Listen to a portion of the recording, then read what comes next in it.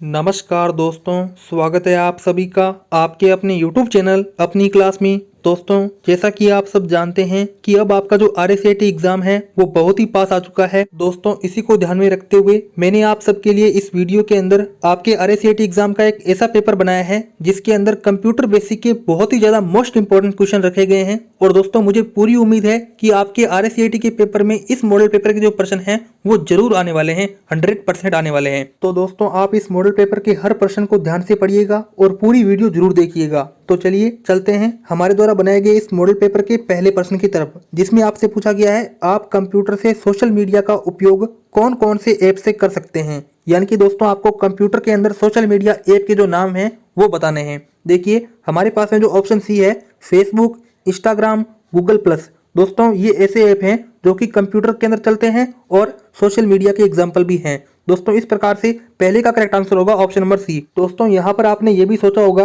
कि पहले का करेक्ट आंसर बी क्यों नहीं हो सकता, क्योंकि यूट्यूब तो सोशल मीडिया का उदाहरण है। दोस्तों, यूट्यूब तो सोशल मीडिया का उदाहरण है, लेकिन गूगल प्ले स्टोर, आउटलुक, ये दोनों के दोनों सोशल मीडिया के एग्जाम्पल नहीं है। तो इस प्रकार से पहले का जो करेक्ट आंसर है वो बी ना होकर के सी होगा।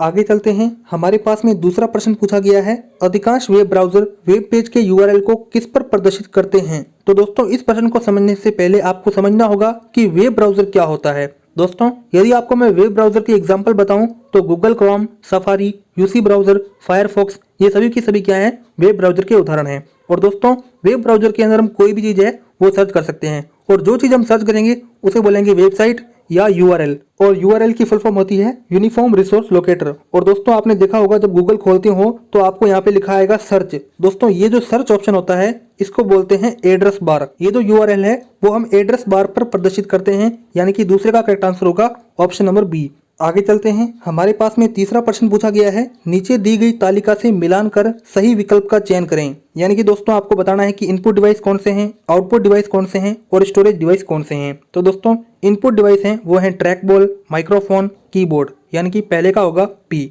उसी प्रकार से जो आउटपुट डिवाइस हैं वो हैं मॉनिटर, प्रिंटर, हेडफोन। ये क्या है दोस्तों, आउटपुट डिवाइस हैं, यानी कि दूसरे का होगा आर। और तीसरा यानी कि स्टोरेज डिवाइस, तो दोस्तों स्टोरेज डिवाइस है हार्ड डिस्क ड्राइव, यानी कि दोस्तों तीसरे का करेक्ट आंसर होगा क्यू ऑप्शन। तो देख सकते हैं पहले का पी, दूसरे का आर और तीसरे का क्यू। तो दोस्तों, इस प्रकार से यहाँ पे तीसरे का करेक्ट आंसर होगा ऑप्शन नंबर डी। आगे चलते हैं, हमारे पास में चौथा प्रश्न पूछा गया है, एक ऐसी विधि है जहाँ कई कार्य या कई प्रक्रियाएं सामान्य प्रोसेसिंग संसाधनों जैसे कि CPU को साझा करती है। तो दोस्तों, आपको सबसे पहले समझना होगा कि CPU की फुल फॉर्म क्या होती है। दोस्तों, CPU की फुल फॉर्म होती है सेंट्रल प्रोसेसिंग यूनिट। यानी कि दोस्तों, आपको CPU के अंदर एक ही टाइम में कई कार्य करने हैं, तो वो कौन सी प्रक्रिया होगी, वो हमारे पास में प्रक्रिया होगी मल्टीटास्किंग। क्या होगी दोस्तों, मल्टीटास्किंग।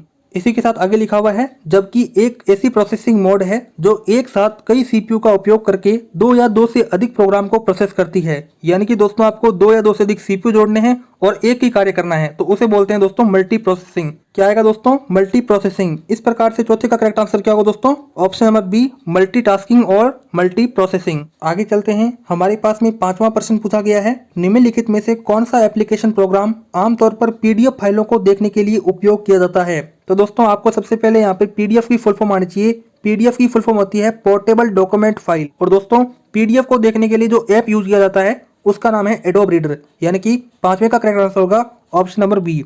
आगे चलते हैं, हमारे पास में छठा प्रश्न पूछा गया है, एक प्रोग्राम है जो कंप्यूटर से जुड़े डिवाइस जैसे कि प्रिंटर, स्कैनर, CD-ROM ड्राइव इत्यादि को चलाता और नियंत्रित करता है। यानी कि दोस्तों, आपको एक कंप्यूटर के अंदर प्रोग्राम दिया गया है जो कि प्रिंटर, स्कैनर, CD-ROM इन सभी के कार्य को कंट्रोल करता है। तो दोस्तों, वो हमारे पास में प्रोग्राम है डिवाइस ड्राइवर, यानी कि छठे का करेक्ट आंसर होगा ऑप्शन नंबर डी। आगे हमारे पास में सातवां प्रश्न पूछा गया है, कौन सा वेब आधारित चैट सेवा का एक उदाहरण है। तो दोस्तों, सातवें का करेक्ट आंसर होगा ऑप्शन नंबर ए, स्काइप।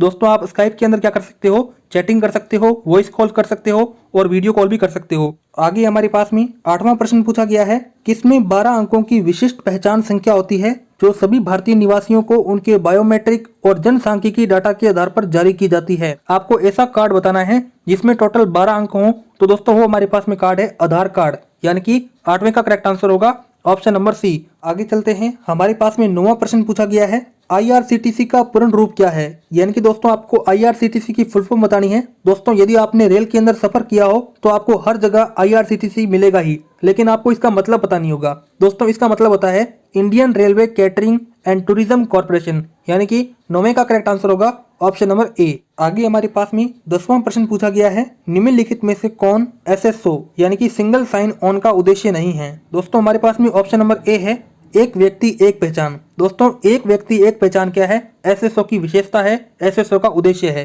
क्योंकि दोस्तों तभी तो बोला जाता है कि हर व्यक्ति अपनी SSO बनाओ, क्योंकि उसी से आपकी पहचान होगी। बी ऑप्शन है, सेवा के वितरण एवं हलफनामे के लिए दस्तावेजों की आवश्यकता नहीं है, यानी कि दोस्तों आपको बार बार अपने डॉक्यूमेंट लाने की आवश्यकता नहीं है। यदि आपकी SSO ID बनी हुई है तो वहीं पर आपको डॉक्यूमेंट है वो मिल जाएंगे, यानी कि ये भी क्या है, SSO की विशेषता है। आगे देखिए ऑप्शन सी, राज्य सरकार के विभिन्न डिजिटल सेवाओं तक पहुंचने के लिए एकल खिड़की इंटरफेस।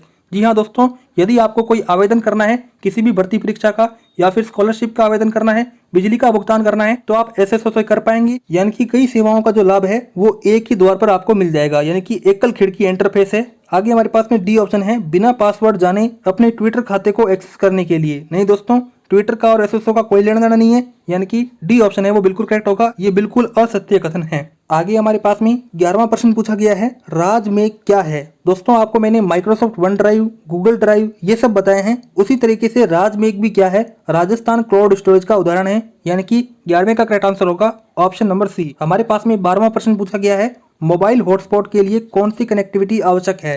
तो दोस्तों 12वें का करेक्ट आंसर होगा ऑप्शन नंबर ए, यानी कि आप हॉटस्पॉट तो ऑन कर लोगे लेकिन वाईफाई ऑन नहीं करोगे तो इंटरनेट कहां से एक्सेस होगा। तो दोस्तों इस प्रकार से 12वें का करेक्ट आंसर होगा ऑप्शन नंबर ए। आगे हमारे पास में 13वां प्रश्न पूछा गया है, किसमें मुक्त विश्वकोश यानी कि इंसाइक्लोपीडिया है। तो दोस्तों वो हमारे पास में इंसाइक्लोपीडिया है विकिपीडिया, जो कि आपको गूगल पर मिल जाएगा, यानी कि 13वें का करेक्ट आंसर होगा ऑप्शन नंबर बी।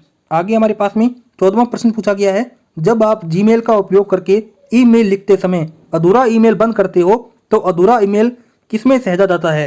तो दोस्तों 14वें का करेक्ट आंसर होगा ऑप्शन नंबर डी, यानी कि वो आपका ईमेल ड्राफ्ट माना जाएगा। उस ड्राफ्ट ईमेल को आप दोबारा लिख सकते हो और किसी अन्य व्यक्ति को भेज सकते हो।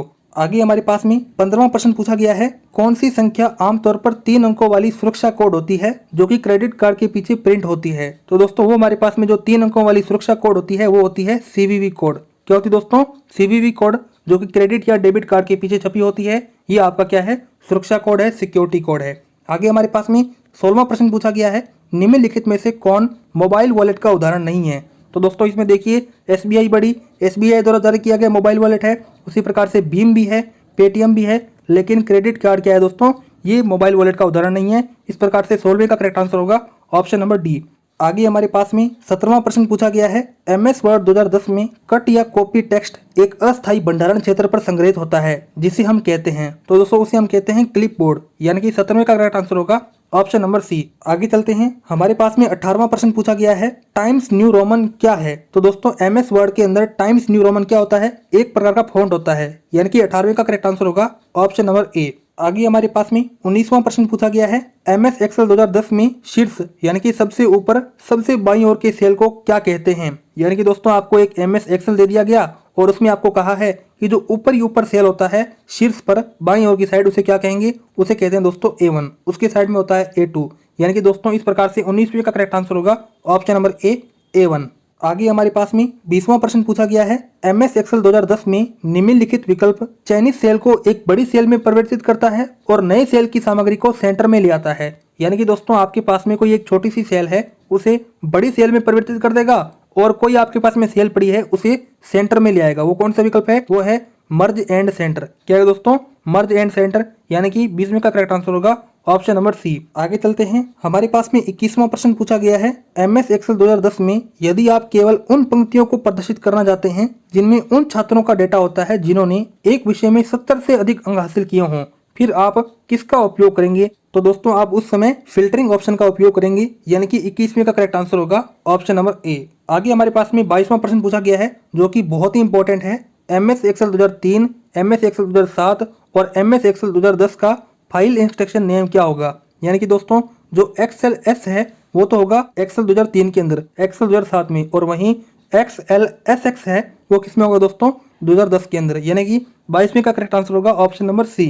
आगे हमारे पास में 23वां प्रश्न पूछा गया है, निम्नलिखित हमले में हमलावर ट्रैफिक या डाटा भेजने के लिए कई कंप्यूटर का उपयोग करता है जो सिस्टम को अधिभार कर देता है और सिस्टम काम करना बंद कर देता है। तो दोस्तों वो कौन सा अटैक है? वो है डिनाइल ऑफ सर्विस अटैक, जिससे कंप्यूटर है और जो सिस्टम है वो काम करना ही बंद कर देता है। यानी कि 23वें का करेक्ट आंसर होगा option number B.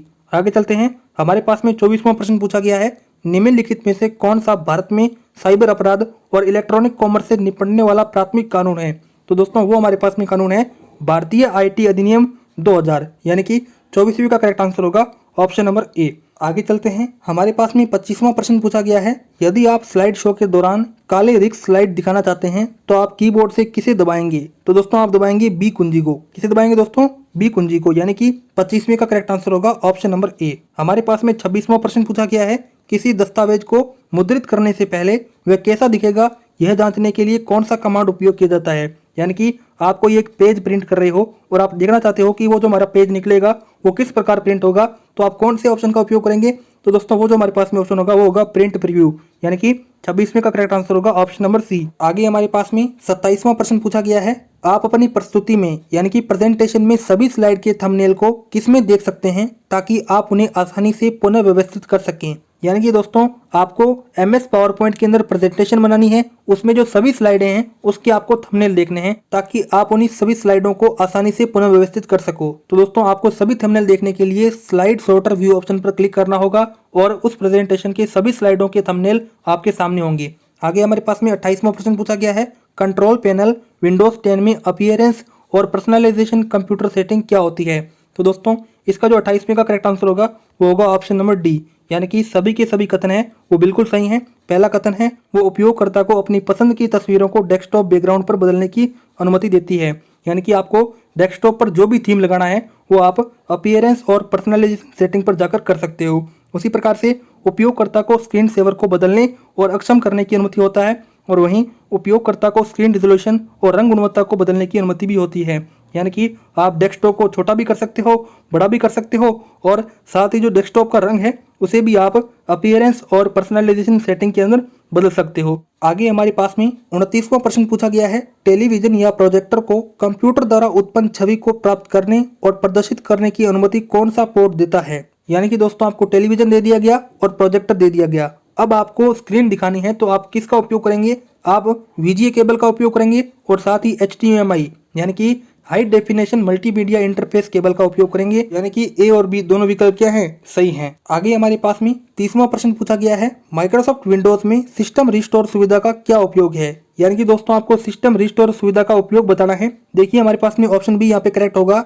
System restore उपयोगकर्ता को अपने कंप्यूटर की स्थिति को समय के पहले बिंदु पर वापस लाने की अनुमति देता है, जिसका उपयोग सिस्टम की खराबी या अन्य समस्याओं से उबरने के लिए किया जा सकता है। दोस्तों जिस प्रकार से आप अपने मोबाइल को रिस्टोर करते हो उसी प्रकार से आप कंप्यूटर को भी रिस्टोर कर सकते हो ताकि जो कंप्यूटर या सिस्टम है उसकी खराबी है वो सही हो सके और वो अपनी पहले की जो स्थिति है उसमें वापस आ सके। आगे हमारे पास में 31वां प्रश्न पूछा गया है जिसमें आपको दो कथन या दो वक्तव्य दिए गए हैं, आपको बताना है कि कौन सा वक्तव्य सही है और कौन सा गलत। देखिए वक्तव्य एक है, इंटरनेट एक्सप्लोरर को विंडोज 10 में माइक्रोसॉफ्ट एज वेब ब्राउजर द्वारा प्रतिस्थापित किया गया है। यानी कि दोस्तों पहले जो कंप्यूटर होते थे उसमें चलता था इंटरनेट एक्सप्लोरर, लेकिन जैसे ही विंडोज 10 आया तो उसने माइक्रोसॉफ्ट एज नामक एक वेब ब्राउजर लॉन्च किया जो कि इंटरनेट एक्सप्लोरर को प्रतिस्थापित करता है, उसको पीछे छोड़ता है। तो ये दोस्तों बिल्कुल ही करेक्ट कथन है, बिल्कुल करेक्ट वक्तव्य है। उसी प्रकार से वक्तव्य दूसरा है, Google drive, Microsoft one drive, Dropbox ये वेब ब्राउजर के उदाहरण है। नहीं दोस्तों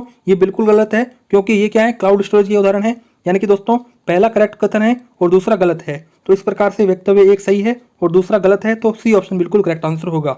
आगे हमारे पास में 32वां प्रश्न पूछा गया है, MS वर्ड 2010 में स्ट्राइक थ्रू फॉन्ट प्रभाव का क्या उपयोग है? यानी कि दोस्तों आपको बताना है कि स्ट्राइक थ्रू ऑप्शन है वो क्या यूज आता है। दोस्तों वो यूज आता है कि यह चयनित पार्ट के बीच से एक रेखा खींचता है।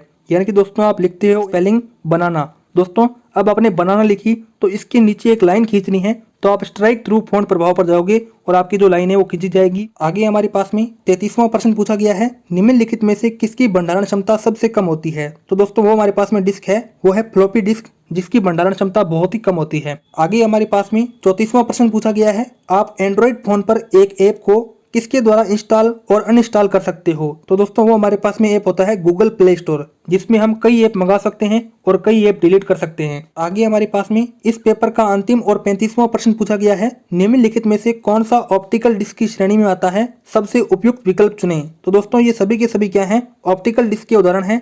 CDR की फुल फॉर्म होती है कॉम्पैक्ट डिस्क रिन्यूएबल, और वहीं CDRW भी क्या है दोस्तों, ये भी हमारे पास में ऑप्टिकल डिस्क है। और DVD भी क्या है, ऑप्टिकल डिस्क है। DVD की फुल फॉर्म होती है डिजिटल वर्सेटाइल डिस्क। 35वें का करेक्ट आंसर होगा ऑप्शन नंबर डी।